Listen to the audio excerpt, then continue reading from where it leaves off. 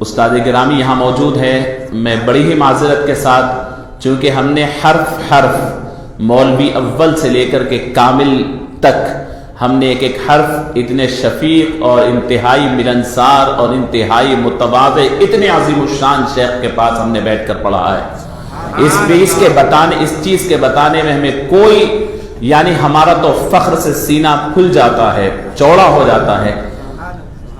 یہ شیخ ہوتے ہوئے کبھی بھی اپنے آپ کو اپنے طلبہ کے سامنے کبھی استاد اور شیخ کی طرح نہیں پیش کیے، اتنے متواضع اور اتنے میں مثال ہندوستان بھر میں نہیں مل سکتی، میں آپ کو عرض کر رہا ہوں، یہ غنیمت شخصیت ہے، میں آپ کو عرض کر رہا ہوں۔ ہمیشہ ہماری غلطیوں کو آپ نے اتنے حسن اسلوبی کے ساتھ مسکراتے ہوئے پیٹھ تھپک کر کے خندہ پیشانی کے ساتھ ہماری غلطیوں کی اصلاح کی ہے، اور رات دن کی مصروفیتیں قریہ گاؤں جا کر کے یعنی عوام الناس کی خدمت کرتے، اور صبح میں اپنے وقت پر پہنچ کر درس و تدریس کے خدمات انجام دیتے۔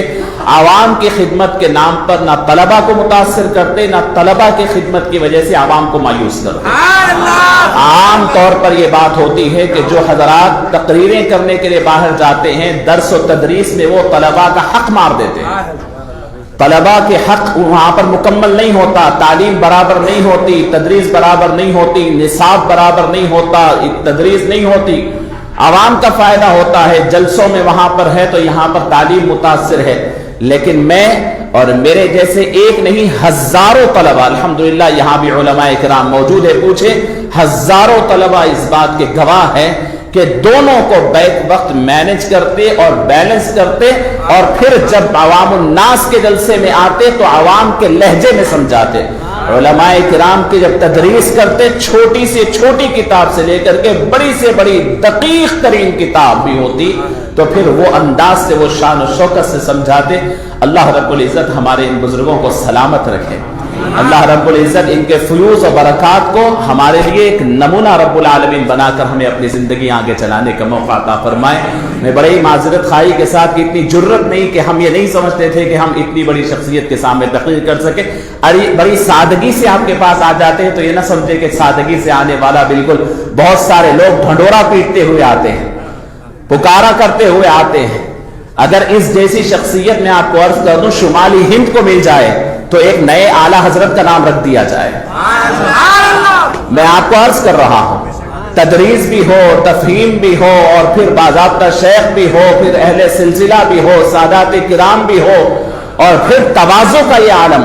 آج سادات کے نام پر اور سید کے نام پر کتنی دکانیں آپ دیکھ رہے ہیں، یہ بھی سرتاپا سید کو، ہم کو اس لیے مشکل ہوتی ہے دوسروں کو سید ماننے میں کہ ہم نے تو سادات کو ان کی شکل میں دیکھا ہے، جھکے جھکے چہرے والے، مسکراتے مسکراتے بول والے، میٹھی میٹھی گفتگو والے، ہر ایک کو گلے لگانے والے، کسی کو حقیر نہ سمجھنے والے، اپنے بازو بٹھانے والے۔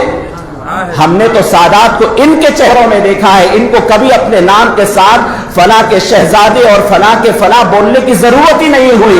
ان کے کردار کو دیکھ کر لوگ کہتے کہ یہ سید ہے، یہ ضرور ان کے خون کے اندر سیدنا علی کا خون ہے اور ان کے اندر رسول اللہ کا خون ہے۔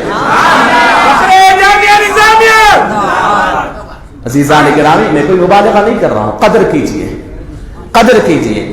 کوئی بہت بڑا جبہ پہن کر کے، بہت بڑے کلر کی چیزیں پہن کے آنے ہی سے قدر نہیں، قدر انسان کے کیریکٹر سے ہوتی ہے، قدر انسان کے یعنی کیریکٹر سے، اس کے عمل سے، اس کے تواضع انکساری سے ہوتی ہے۔ میں بچپن میں بہت یعنی جب مولوی دوم یا عالم اول میں تھا تو اسی طریقے سے استاد گرامی سے بے تکلفی سے بات ہوتی تو مل صاحب نے بڑے سادگی سے فرمایا تھا، میاں نسب تو اپنے آپ کو بچانے، ڈھال بنانے کے لیے نہیں ہوتا، اپنے آپ کی غلطیوں کو چھپا کر ڈھال بنا کر کے میں سید ہوں مجھے کچھ مت بولو، اس کے لیے نسب نہیں ہوتا۔ سادات کو کچھ مت بولو، اس کے لیے نسب نہیں ہوتا۔ ضرورت پڑے گی تو ہم سینہ پیش کر دیں گے، اپنے نسب کو سنبھال کر رکھیں گے۔ ہم اس لیے بڑے بڑے جگہ پر کہا کہ تم بار بار سید و سادات ہونے کی دعائی کیوں دیتے ہو؟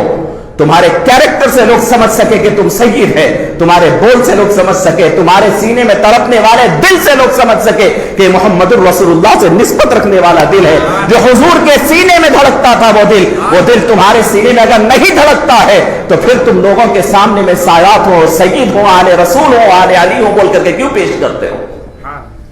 عزیزان گرامی، ہم نے سادات کرام کو ایسے بزرگوں کی شکل میں دیکھا ہے جو صرف آپ لوگوں کے رونق نہیں، ہم نے ان کی تنہائیاں بھی دیکھی. لوگ پہچانتے ہیں، اسٹیجوں سے پہچانے جاتے ہیں، لوگ مائک کے اوپر پہچانے جاتے ہیں، لوگوں کا تعارف لوگ دیکھتے ہیں کہ یہ مائک پہ ٹھہرے اور زبان کھولے تو بہت بڑا ہوتا ہے. ہم نے ان کی تنہائیاں بھی دیکھی ہیں اور ان کی جلوتیں اور خلوتیں دونوں دیکھی. اللہ کے پاس وہ آدمی بڑا نہیں جس کے جلسے بڑے ہو، وہ آدمی بڑا ہے جس کے بڑے ہو.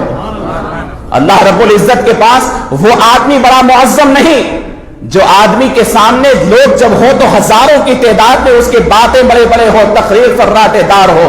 اللہ کے پاس وہ آدمی بڑا ہو جس کی سجدے بڑے ہو، جس کی راتیں جاگنے والی اور زندہ ہو، جس کے دل جن کے دن روزوں میں گزرتے ہو، فاقوں میں گزرتے ہو. ہم یہ شخصیت، میں نے یہ تیاری کر کے نہیں، مجھے نہیں معلوم تھا، میں راستے میں ابھی پہنچا تو معلوم ہوا کہ حضرت بھی یہاں موجود ہیں.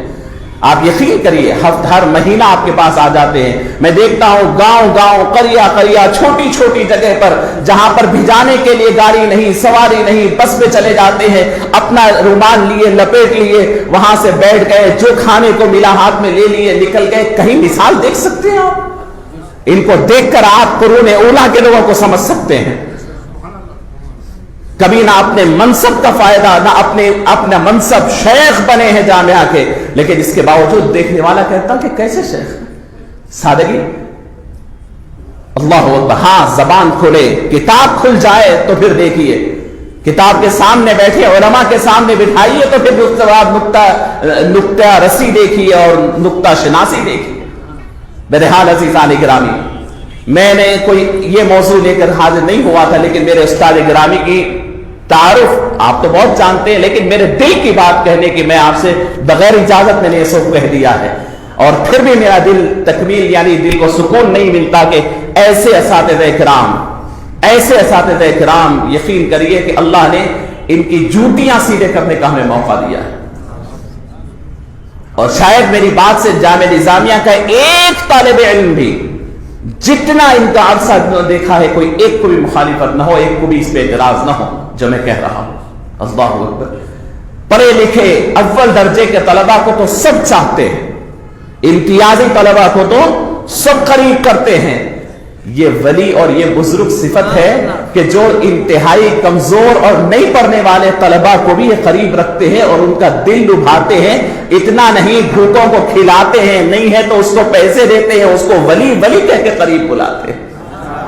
آج کا دور تو یہ ہو گیا کہ میں ولی باقی تم تمام فقیر، میں بڑا تم نیچے، تم میرا ہاتھ چومو، پاؤں چومو. ہاتھ پاؤں چومنے سے دل کی تسکین نہیں ہو رہی ہے، سجدے کرو. آؤ سجدے کرانے پہ تلے ہوئے ہیں لوگ.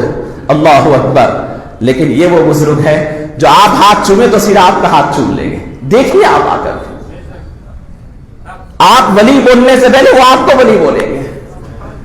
شاید ان کی ذات سے، ان کی بات سے، ان کے ایما سے، ان کے ہاتھ سے کسی کو کبھی تکلیف نہ پہنچے. اللہ اکبر. اللہ رب العزت خوب حیات عطا فرمائے اور صحت عافیت کے ساتھ مولا عز و جل استاد گرامی کے سائے کو ہمارے سروں پر دراز فرمائے، حاسدین کے حسد سے رب العالمین بچائے. عزیزان گرامی، قرآن پاک کی آیت کریمہ کا میں نے تلاوت کا شرف حاصل کیا.